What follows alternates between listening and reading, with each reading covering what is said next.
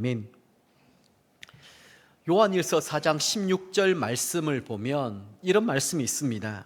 하나님이 우리를 사랑하시는 사랑을 우리가 알고 믿었노니 하나님은 사랑이시라. 이렇게 얘기할 때 하나님의 본체가 사랑이시라는 것입니다. 우리 하나님은 본성이 사랑이시기 때문에 화내시는 것보다 사랑하시는 것이 훨씬 더 자연스럽고 사랑하지 않는 것이 굉장히 힘들고 어려운 분이십니다. 그래서 우리는 하나님에 대하여 늘 바른 이미지를 갖고 있어야 됩니다. 우리 에레미야 말씀을 계속 묵상하고 있는데요, 이 말씀만 보면 우리 하나님은 크고 두려운 하나님, 잘못하면 혼을 내고 징계하시는 이런 하나님으로 자꾸 생각을 하는데, 그러나 우리 하나님의 본심은 그렇지 않다라는 것입니다. 이스라엘은 자신들의 욕심과 제약으로 말미암아 남북으로 갈라지게 되었습니다. 그리고 이들은 스스로 하나님을 배반하고 하나님을 떠났으며 이방 우상 신들을 섬겼습니다. 이렇게 큰 죄악을 저질렀음에도 불구하고 하나님은 이들을 포기하거나 버리지 아니하십니다. 예레미야 31장 20절 말씀 한번 보십시오. 에브라임은 나의 사랑하는 아들, 기뻐하는 자식이 아니냐. 내가 그를 책망하여 말할 때마다 깊이 생각하노라. 그러므로 그를 위하여 내 창자가 덜꺼러리니 내가 반드시 그를 불쌍히 여기리라. 여호와의 말씀이니라. 아멘. 여기 말하는 에브라임은 이스라엘 공동체 전체를 두고 하시는 말씀입니다. 늘 하나님을 배반하고 거역하며 대적하였던 이스라엘인데 하나님은 어떻게 부르고 계십니까? 나의 사랑하는 아들, 기뻐하는 자식이 아니냐, 이렇게 말씀하십니다. 그리고 이들을 징계하실 때 하나님의 마음을 이렇게 표현하십니다. 그를 위하여 내 창자가 덜꺼러리니. 하나님의 마음이 더 아프고 더 힘드셨다라고 하는 것을 우리에게 말씀해 주고 있는 것입니다. 자, 이러한 하나님의 심정이 예레미야 26장 3절 말씀을 보면 더 잘 나타나 있습니다. 한번 같이 읽어볼까요? 그들이 듣고 혹시 각각 그 악한 길에서 돌아오리라. 그리하면 내가 그들의 악행으로 말미암아 그들에게 재앙을 내리려 하던 뜻을 돌이키리라. 아멘. 하나님께서는 전혀 회개의 움직임이 없었던 이스라엘 백성들에게 예레미야 선지자를 보내셔서 계속해서 하나님의 진심이 담긴 이 말씀을 증거하도록 하신 것입니다. 그러면서 하시는 말씀이 그들이 듣고 혹시 그 악한 길에서 돌아올 수 있지 않겠느냐. 만약 그들이 그 악한 길에서 돌이키기만 하면 모든 재앙을 거두시겠다. 그렇게 말씀하고 계시는 것이죠. 여러분, 무엇이 진심이겠습니까? 징계와 심판이 하나님의 진심이겠습니까? 이들이 회개하고 돌이키도록 하는 것이 하나님의 진심이겠습니까? 여기서 우리는 이스라엘을 향한, 저와 여러분들을 향한 하나님의 진심이 무엇인지를 깨달아 알 수 있는 것입니다. 그리고 하나님은 이 징계와 심판으로 말미암아 이스라엘이라고 하는 이 나라가 완전히 멸망하여 포로로 다 잡혀가고 끌려가게 되겠지만 이것이 절대로 끝이 아니라는 사실을 강조하여 말씀하십니다. 예레미야 30장 3절 말씀 같이 한번 읽어볼까요? 여호와의 말씀이니라. 보라, 내가 내 백성 이스라엘과 유다의 포로를 돌아가게 할 날이 오리니 내가 그들을 그 조상들에게 준 땅으로 돌아오게 할 것이니 그들이 그 땅을 차지하리라. 여호와께서 말씀하시니라. 아멘. 하나님은 이스라엘을 사랑할 수밖에 없는 분이시기 때문에 비록 이들이 큰 죄를 지어서 징계와 심판을 받게 되겠지만 그 징계의 목적은 회복에 있다라는 사실을 강조하여 말씀하고 있는 것입니다. 자, 그러면 하나님이 내리시는 이 징계의 목적이 무엇일까요? 우리를 정말 사랑하시는 하나님, 우리가 정말 잘 되기를 원하시는 하나님, 복 주시기를 원하시는 그 하나님께서 왜 우리에게 이런 징계를 허락하시는 것일까요? 첫 번째는 죄를 깨닫게 하기 위함입니다. 예레미야 30장 15절 말씀 같이 한번 읽어보겠습니다. 너는 어찌하여 내 상처 때문에 부러졌느냐? 내 고통이 심하도다. 내 악행이 많고 내 죄가 허다함으로 내가 이 일을 너에게 행하였느니라. 아멘. 지금 이스라엘이 겪고 있는 모든 고통과 이 시련의 원인은 이들의 악행과 죄악 때문이라는 사실을 하나님은 분명히 밝혀두고 말씀하고 계십니다. 그래서 우리는 우리의 삶 가운데 예기치 않는 역경, 이 고난이 계속 반복되면 이런 생각을 한번 해보셔야 됩니다. 혹시라도 나의 악행이나 나의 죄 때문에 이런 일들이 있는 것은 아닌지, 그리고 혹시라도 하나님의 마음을 아프게 하는 죄가 있다면 성령님께 하나님 그 죄가 무엇인지를 생각나게 해주십시오. 성령님의 마음을 근심케 하는 그 죄가 제게 있다라면 생각나게 해주십시오. 만약 생각나게 해주시면 회개하고 돌이켜야 하는 것입니다. 우리를 사랑할 수밖에 없는 하나님께서 하나님의 자녀가 역경 가운데 고난당하는 것 왜 좋아하시겠습니까? 하나님 그거 보고 기뻐하고 좋아하는 분이 아니십니다. 그래서 우리가 회개하고 돌이키기만 하면 그 징계와 고난은 다 끝나는 것입니다. 그때는 더 이상 고집 피우지 말고 자꾸만 두들겨 맞지 마시고 회개하고 돌이키기만 하면 되는 것입니다. 우리가 그렇게 할 때 제일 좋아하시는 분이 우리 하나님이십니다. 왜냐하면 더 이상 혼내지 않아도 되기 때문입니다. 이제는 더 이상 야단치지 않아도 되기 때문입니다. 이때는 하나님이 한시름 놓게 되는 것입니다. 정말 하나님의 사랑을 마음껏 우리에게 표현해 주실 수가 있는 것입니다. 두 번째는 징계의 목적이 복받게 하기 위함입니다. 세상에서 흔히 말하는 복은 재물이나 명예 그리고 건강까지 포함되어 있습니다.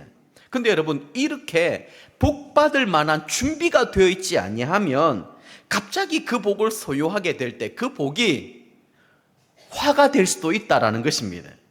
예를 한번 들어볼까요? 로또 복권에 당첨되었던 사람들의 이 복권 당첨 이후의 삶을 추적하는 기사들을 우리는 종종 볼 수가 있습니다. 한결같은 결론이 있는데요, 이 사람들의 삶이 복권에 당첨되기 전보다 훨씬 더 비참해졌다는 것입니다. 이것은 무엇을 의미하겠습니까? 이 사람들에게 예기치 못했던 한꺼번에 쏟아진 그 돈을 감당해낼 수가 없는 것입니다.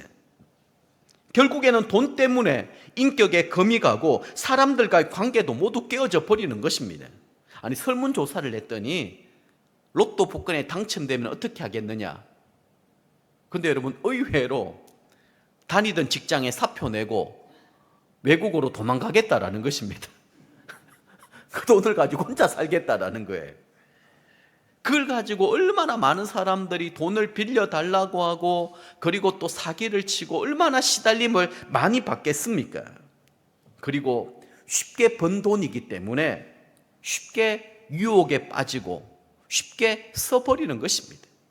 사기당하는 일들도 너무 많은 것입니다. 그러다 보니까 복권이 당첨되기 전보다 훨씬 더 가난해지고 비참한 삶을 살 수밖에 없는 것이죠.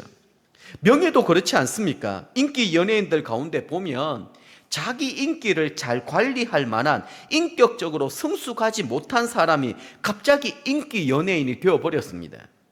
그 다음에 이것을 지속적으로 이 관리할 준비가 되어 있지 않는 거예요. 그러다 보니까 무대 뒤에 그 공허함을 좀 이렇게 해결하기 위하여 술이나 도박, 마약에 빠져버리는 것입니다.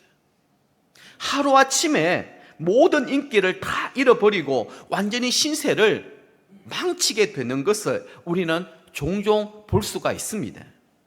하나님은 우리를 사랑하십니다.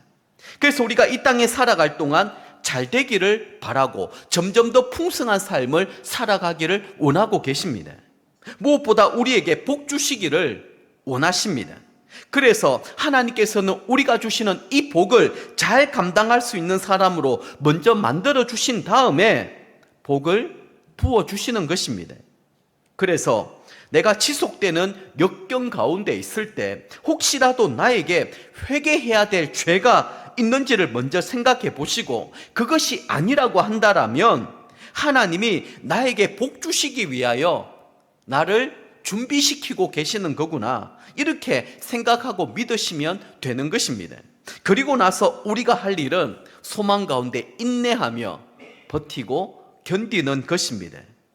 언제 이 훈련이 끝나게 될지 우리는 잘 알지 못합니다. 그러나 우리 하나님은 다 계획이 있습니다. 이런 때일수록 빅피처, 큰 그림을 그려야 됩니다. 눈앞에 있는 것들만 보고 낙심하고 절망하고 포기하면 안 됩니다. 우리 하나님은 모든 것을 합력하여 선을 이루시기 때문에 내가 지금 이 시련과 고난의 과정을 통과하면서 정금 같은 믿음을 소유하게 되는 것이고, 하나님의 사랑받는 자녀로 우리는 점점 더 믿어져 가고 또 성숙되어져 간다, 그렇게 생각하시면 되는 것입니다. 자, 세 번째는 하나님의 영광을 위하여 그렇습니다. 예수님께서는 십자가에 못 박혀 돌아가시기 전날 밤 제자들과 함께 최후의 만찬을 나누시지 않았습니까? 그때 우리 주님은 자신의 죽음에 관한 이야기를 하면서 유독 영광이라고 하는 이 단어를 많이 사용하셨습니다. 요한복음 12장 23절 말씀입니다. 한번 보십시오. 예수께서 대답하여 이르시되 인자가 영광을 얻을 때가 왔도다. 이게 무슨 말인가 하면 예수님의 십자가 죽으심을 통하여 아버지 하나님께서 영광을 받으시고 이제 주님도 사명 다하고 그 영광을 회복하실 때가 온다라는 것입니다. 그래서 28절 말씀을 보면 우리 주님이 또 이렇게 말씀하셨습니다. 아버지여, 아버지의 이름을 영광스럽게 하옵소서 하시니 이에 하늘에서 소리가 나서 이르되 내가 이미 영광스럽게 하였고 또다시 영광스럽게 하리라 하시니, 하나님에게 있어서 어떤 중요한 사역은 고난을 통해서만 이루어지도록 할 때가 있습니다. 예수님의 십자가 고난이 바로 그런 예이지 않겠습니까? 그리고 사도행전 8장 말씀을 보면 스데반의 순교 사건 이후에 유대인들이 박해와 핍박을 피해서 다 뿔뿔이 흩어져 버렸습니다. 디아스포라라고 이야기합니다. 흩어진 그 유대인들이 주님께서 마지막 지상 명령으로 내리셨던 온 유대와 사마리아와 땅끝까지 이르러 복음을 증거하게 된 것이죠. 핍박과 고난을 통하여 하나님의 영광이 선포되고 이루어지게 된 것을 우리는 잘 알고 있습니다. 그래서 하나님께서는 영광을 받으시기 위하여 때때로 이런 고난과 핍박과 어려움을 허락하실 때가 있는 것입니다. 하지만 이 고난은 예수님의 말씀처럼 우리가 하나님의 영광에 동참하는 것입니다. 예수님께서는 하나님의 영광을 위하여 받는 이 고난과 이 시련은 앞으로 천국에서 받게 될 상급이 있다라는 사실을 우리에게 약속해 주셨습니다. 마태복음 5장 11절 12절 말씀 같이 한번 읽어보겠습니다. 나로 말미암아 너희를 욕하고 박해하고 거짓으로 너희를 거슬러 모든 악한 말을 할 때에는 너희에게 복이 있나니 기뻐하고 즐거워하라. 하늘에서 너희의 상이 큼이라. 너희 전에 있던 선지자들도 이같이 박해하였느니라. 아멘. 그래서 우리 그리스도인들이 원치 않는 억울한 비판과 그리고 판단과 모함과 그리고 또 이런 거짓된 얘기들을 들을 때 이것이 우리에게 복이 된다라는 것입니다. 그때는 기뻐하고 즐거워하라. 왜냐하면 하늘에서 너희의 상이 크다라고 그렇게 약속하고 계시는 것입니다. 억울한 욕을 얻어먹을 때에도 기뻐하고 즐거워하시기를 바랍니다. 우리 하나님은 선악간의 모든 것들을 다 보고 계시고 판단하고 계십니다. 그리고 하나님은 우리 눈의 눈물을 어린 양 되시는 예수님을 통하여 반드시 닦아주시고 씻어주시겠다 약속해 주셨습니다. 자, 두 번째는, 그러면 이런 고난과 시련이 있을 때 어떻게 이것을 극복할 수 있을까? 어떻게 이겨나갈 수 있을까? 그것을 여러분들에게 말씀드리려고 합니다. 자, 첫 번째는 약속의 말씀을 붙들어야 됩니다. 이런 때일수록 우리의 믿음의 근거는 내 생각과 내 감정이 아닙니다. 사실인 하나님의 말씀, 이 말씀을 근거로 해서 믿어야 됩니다. 어제도 우리가 예수님 영접 모임을 했는데 제일 마지막에 제가 늘 그런 얘기를 합니다. 우리의 믿음의 근거는 뭐냐? 내 생각과 내 감정이 아니라는 거예요. 내 생각과 감정은 언제나 오락가락할 수 있습니다.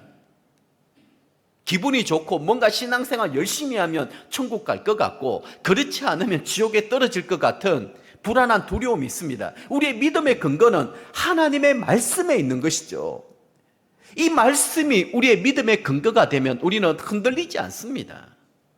그리고 끝까지 이 약속의 말씀을 붙들어야 되는 것이죠. 자, 예레미야 32장 말씀을 보면 예레미야가 땅을 사는 사건이 기록되어 있습니다. 예레미야 32장 7절 말씀 같이 한번 읽어보겠습니다.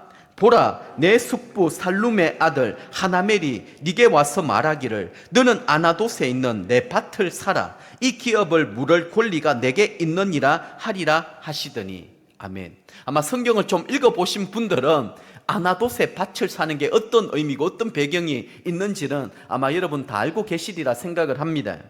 지금 말이죠, 나라가 멸망하기 일보 직전입니다. 바벨론이 예루살렘을 완전히 포위하고 있을 때 하나님께서 예레미야에게 너는 아나돗에 있는 내 밭을 사라 이렇게 말씀하십니다. 지금 자기가 소유한 땅이 영원히 내 것이 되리라고 하는 보장이 없습니다. 어쩌면 전쟁으로 인하여 모든 땅은 황폐하게 될 것이고 또 쓸모없는 땅이 될 수도 있습니다. 그래서 예레미야는 하나님께 이렇게 여쭙습니다. 32장 25절입니다. 주 여호와여, 주께서 내게 은으로 밭을 사며 정인을 세우라 하셨으나 이 성은 갈대아인의 손에 넘기신 바 되었나이다. 전쟁이 나서 이제 이 성이 함락될 것인데 이것을 사는 게 무슨 의미가 있냐라는 거예요. 그저 하나님께서는 예레미야 선지자가 무슨 의미로 이렇게 묻고 있는지를 너무나 잘 알고 있었습니다. 그리고 예레미야의 질문에 이렇게 답변하십니다. 32장 43절 44절 같이 한번 읽어보겠습니다. 너희가 말하기를 황폐하여 사람이나 짐승이 없으며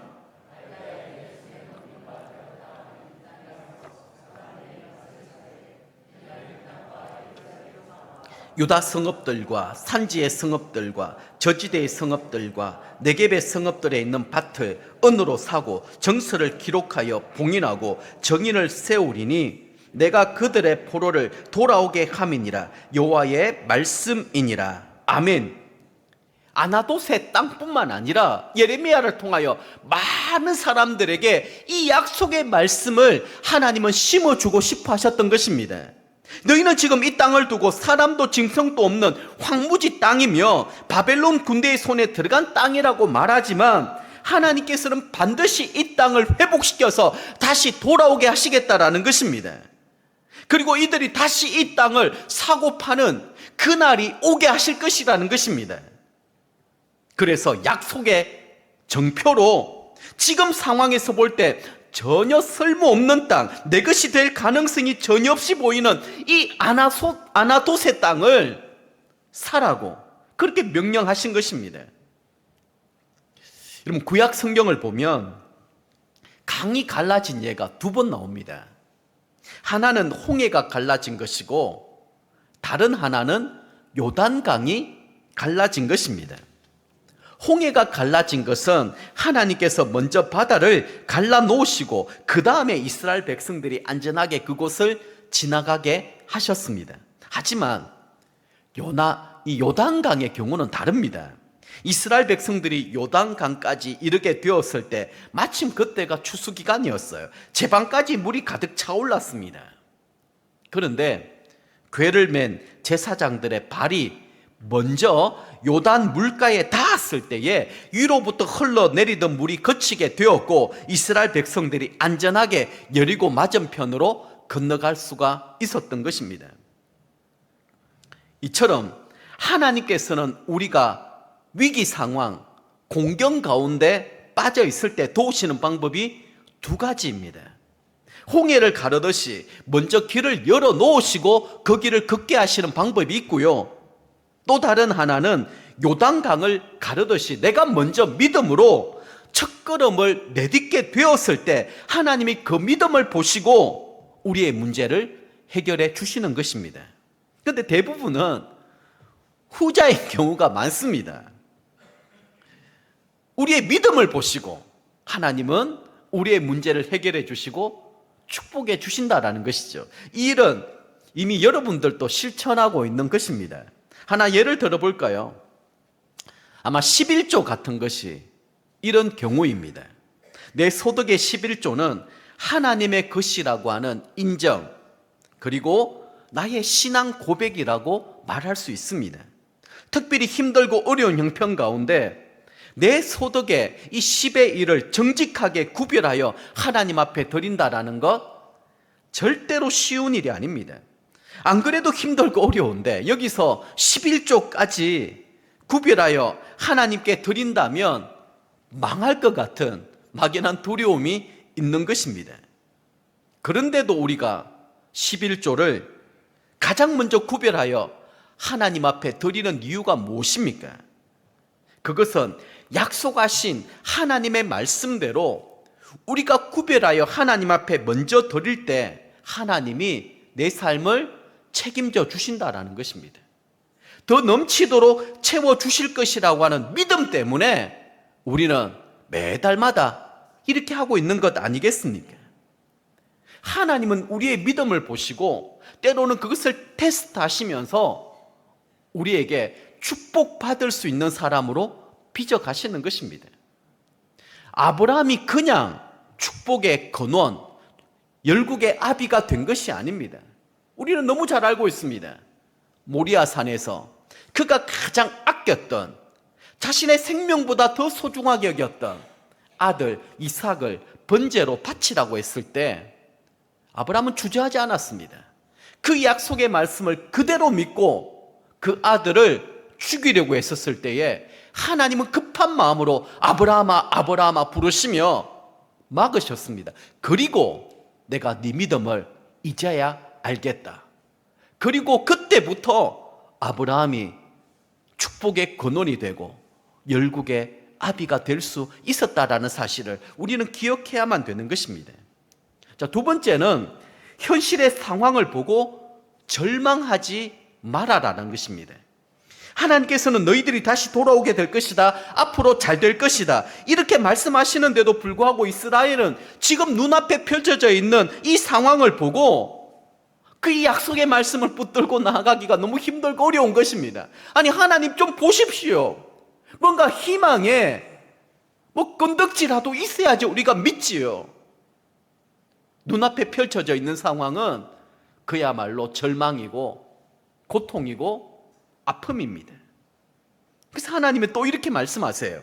예레미야 33장 10절 11절 말씀, 좀 긴 말씀입니다만 같이 한번 읽어보겠습니다. 여호와께서 이와 같이 말씀하시니라. 너희가 가리켜 말하기를 황폐하여 사람도 없고 짐승도 없다 하던 여기 곧 황폐하여 사람도 없고 주민도 없고 짐승도 없던 유다 성읍들과 예루살렘 거리에서 즐거워하는 소리, 기뻐하는 소리, 신랑의 소리, 신부의 소리와 및 만군의 여호와께 감사하라. 여호와는 선하시니 그 인자심이 영원하다는 소리와 여호와의 성전에 감사제를 드리는 자들의 소리가 다시 들리리니 이는 내가 이 땅의 포로를 돌려보내어 지난 날처럼 되게 할 것임이라. 여호와의 말씀이니라. 아멘. 지금 눈앞에 펼쳐져 있는 상황은 황폐하여 사람도 없고 짐승마저도 다 멸절해버릴 수밖에 없는 절망의 끝입니다. 그런데 우리의 믿음이라는 게 무엇입니까? 믿음은 바라는 것들의 실상이요, 보지 못하는 것들의 증거라고 했습니다. 믿음으로 기대하고 믿음으로 바라보는 것입니다. 하나님은 분명히 이 땅에서 그 기쁨과 즐거움을 회복시켜 주시겠다 약속해 주십니다. 이 땅의 포로를 돌려보내어 지난 날처럼 되게 해 주실 것이라고 말씀해 주신 것입니다. 그래서 우리 그리스도인들은 이미 승리한 전쟁을 치르고 있다는 사실을 제가 몇 번이나 강조하여 말씀을 드리고 있습니다. 끝을 볼 수 있어야 됩니다. 그러면 여유 있게 살아갈 수 있습니다. 당황하지 않습니다. 절망하지도 않습니다. 하나님이 보여주시는 드라마틱한 극적인 역전성이 어느 때가 되면 반드시 이루어질 수 있기 때문입니다. 지금 하나님이 우리에게 주셨던 이 메시지는 나는 전지전능한 하나님이시다. 너희들이 지금 이 상황을 보아서는 도무지 안 될 것 같지만 이 약속의 말씀을 붙들고 믿기만 하면 포로 생활로부터 회복시켜 주시겠다라는 것입니다. 눈앞에 펼쳐져 있는 지금 이 상황을 보고 절망하지 말고 약속의 말씀을 붙들고 하나님을 기대하라라는 것입니다. 지난 날처럼 다시 축복해 주시겠다라는 것입니다. 지금 상황을 봐서는 도저히 안 될 것 같지만 하나님은 전지전능하신 하나님이십니다. 하나님의 손에 고침받지 못할 영혼이 없고 회복되지 못할 영혼도 없다라는 것입니다. 우리의 실수와 우리의 죄악으로 다 망가지고 모든 것들이 깨어지고 이제는 회복 불가능한 상태가 되어버렸지만 우리 하나님은 고장난 것을 고쳐 사용하시고 깨어지고 부서진 것을 하나하나 조각 맞추시듯이 다 맞추셔서 그 상처가 오히려 밤하늘의 별이 되어 우리를 더 영광스럽게 해주시겠다라는 것입니다. 이게 하나님의 구원 계획이고 우리를 향한 하나님의 사랑입니다. 세 번째는 믿음의 눈으로 기대하는 것입니다. 이제 하나님께서는 이스라엘에게 새 언약을 선포하십니다. 이제는 더 이상 이스라엘을 징계하고 심판하여서 이들을 하나님의 백성으로 빚어가시는 것이 아니라 이제는 새로운 언약을 예고하시고 선포하시는 것입니다. 31절 예레미야 31장 34절 하반절 말씀 보십시오. 내가 그들의 악행을 사하고 다시는 그 죄를 기억하지 아니하리라. 아멘. 여기 보면 31절에 내가 이스라엘 집과 유다 집에 새 언약을 맺으리라. 새 언약을 얘기하십니다. 그 새 언약이 무엇인가 하면 그들의 악행을 사하고 다시는 그 죄를 기억하지 않는 것입니다. 아니, 악행을 사하고 그 죄를 기억하지 않을 상황, 도대체 이런 일들이 어떻게 가능한 것일까요?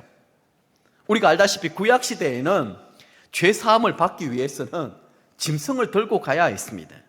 돈 많은 사람은 막 소를 들고 가고 적당히 있는 사람은 아마 양이나 염소를 데리고 가고 그것도 없는 사람은 비둘기라도 가지고 가지 않았겠습니까?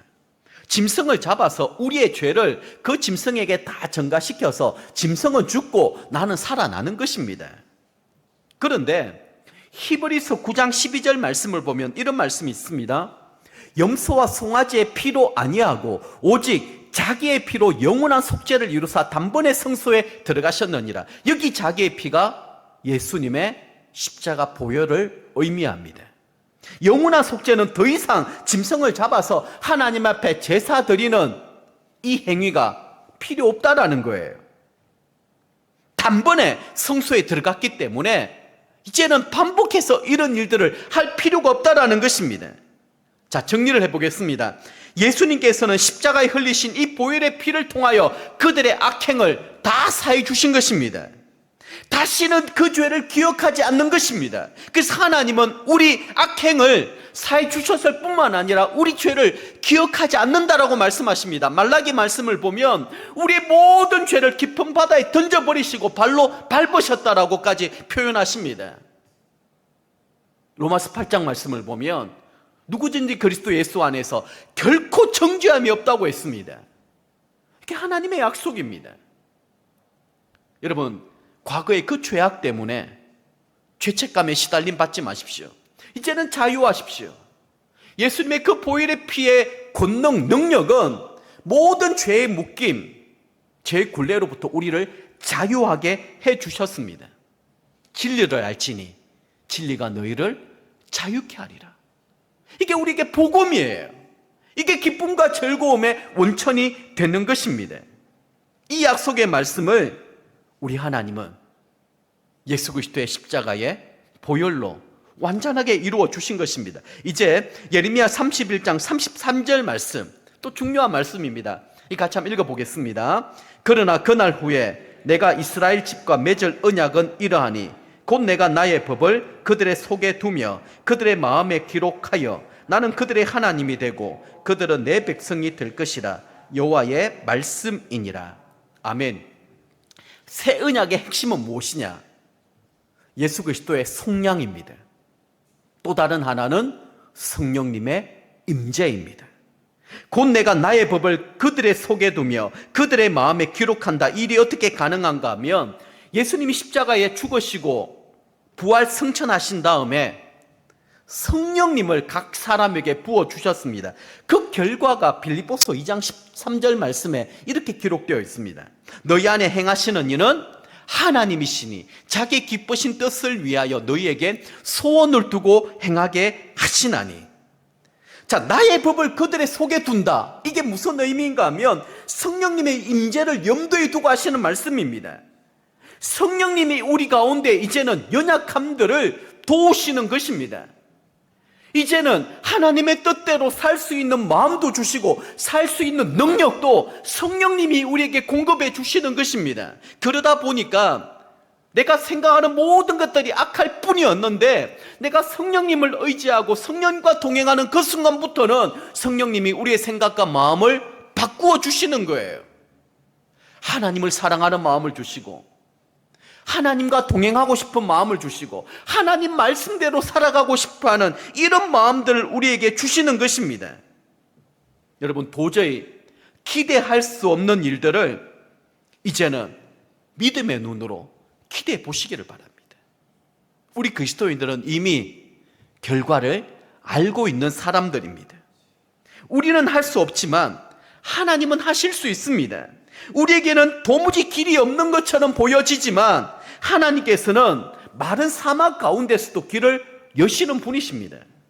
우리에게는 절대로 이루어질 것처럼 보이지 않지만 하나님은 이미 구원의 역사, 계획을 다 마련하고 우리의 걸음을 인도하고 계심을 믿으시기를 바랍니다. 말씀을 맺도록 하겠습니다. 우리 하나님은 사랑이십니다. 하나님께서는 우리를 사랑하지 않을 수 없는 분이시기 때문에 우리에게 복을 주셔야 하나님의 마음도 편하신 분이십니다. 그럼에도 불구하고 우리에게 고통과 시련이 있다고 한다면 우리 죄에 대한 경고일 수도 있습니다. 그렇다면 회개하고 돌이키기만 하면 됩니다. 그러면 하나님은 다 잊어버리세요. 다시 우리를 새롭게 시작하게 기회도 주시고 우리를 세워주시는 거예요.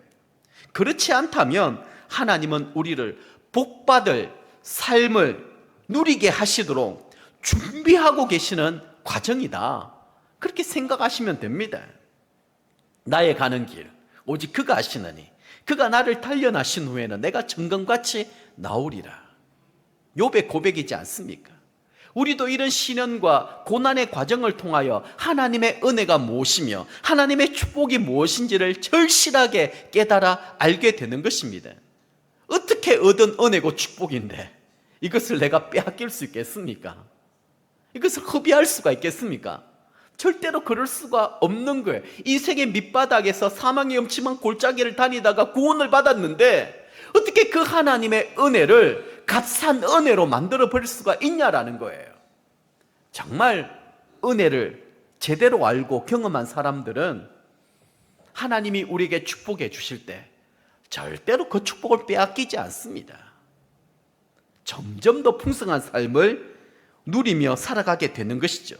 힘들고 어려운 때일수록 하나님의 은혜를 기억하고 약속하신 이 말씀을 붙드시기를 바랍니다. 자꾸 내 생각, 내 감정을 의존하지 마십시오. 우리의 믿음의 근거는 하나님의 약속의 말씀에 있습니다. 그래서 매일 아침마다 말씀을 읽고 묵상하고 붙들어야 될 이유가 바로 여기에 있는 것이죠. 아무리 상황이 절망적이라 할지라도 믿음의 눈으로 하나님이 하실 일들을 기대해 보시기를 바랍니다. 이제부터라도 다시 시작할 수 있습니다. 다시 일어설 수 있습니다. 하나님이 여러분들에게 약속하신 이 축복을 풍성하게 누리실 수 있기를 간절히 부탁을 드립니다. 오늘 주신 말씀을 붙들고 찬송가 우리 304장 함께 찬송하시겠습니다.